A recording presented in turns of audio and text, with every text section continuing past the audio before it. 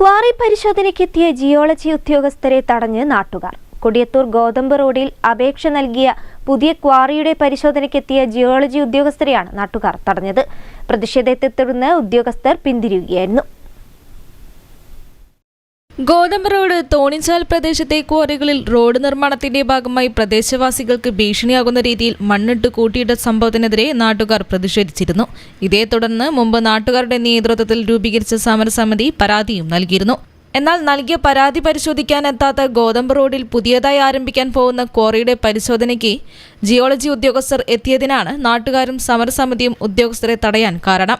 തങ്ങൾ തന്ന പരാതിയുടെ അടിസ്ഥാനത്തിലുള്ള പരിശോധന നടത്തിയതിനു ശേഷം മതി പുതിയ ക്വാറിക്ക് വേണ്ടിയുള്ള പരിശോധന എന്ന് പറഞ്ഞാണ് നാട്ടുകാർ ഉദ്യോഗസ്ഥരെ തടഞ്ഞത്.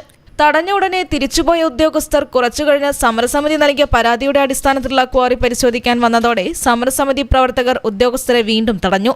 ഇതോടെ സമരസമിതി പ്രവർത്തകരും ഉദ്യോഗസ്ഥരും തമ്മിൽ വാക്കുതർക്കവുമുണ്ടായി.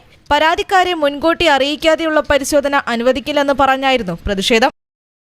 ഞങ്ങളെ സംബന്ധിച്ചിടത്തോളം ഞങ്ങൾ പരാതി കളക്ടർക്ക്, മുഖ്യമന്ത്രിക്ക്, അതുപോലെ തന്നെ ജിയോളജി, വില്ലേജ്, പഞ്ചായത്ത് നിരവധി സ്ഥലത്തും പരാതി കൊടുത്ത് രണ്ട് കോറികൾ സംബന്ധിച്ച് വലിയ ഭീകരത ഈ പൊതുസമൂഹത്തിന്റെ മുന്നിൽ കൊണ്ടുവന്ന് ആ കോറി രണ്ടും നിൽക്കുന്ന സമയത്താണ് അതിന് തൊട്ട് ചാരി തന്നെ പുതിയൊരു കോറിക്ക് അപേക്ഷ വെച്ച് അതിന്റെ സ്ഥലം പരിശോധിക്കാനാണ് ജിയോളജിക്ക് താല്പര്യം.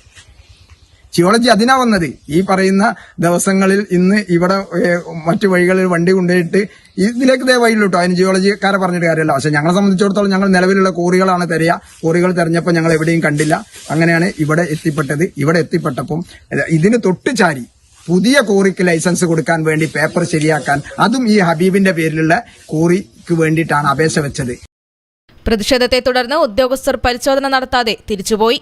അസിസ്റ്റന്റ് ജിയോളജിസ്റ്റ് അഖിൽ സുശീലിന്റെ നേതൃത്വത്തിലുള്ള ഉദ്യോഗസ്ഥരാണ് പരിശോധനയ്ക്കെത്തിയത്. News bureau, Mukkam.